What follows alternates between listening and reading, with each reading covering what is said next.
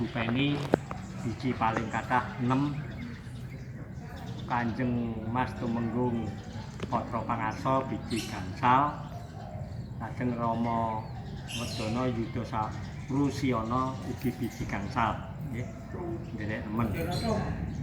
Senajan putri menika saged mboyong ngawonken ingkang kakung nggih.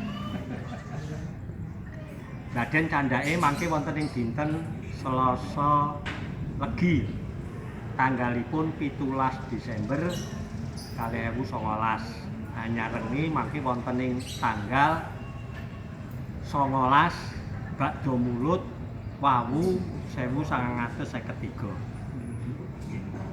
Para kanjeng para kanca tumuli kemawon sumangga sesarengan nira dherekake ngunjukaken panyuwunan raos syukur sampun Allah Subhanahu wa taala Raden dinten puniki sampun waket lumampah kanthi wilujeng.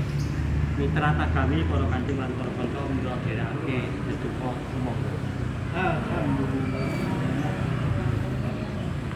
Kampung Galis cekap tindake kundur kanjeng para kanca ndereke kasugengan kundur piyambak-piyambak sowang-sowang andung wilujeng. Assalamualaikum warahmatullahi wabarakatuh. Waalaikumsalam.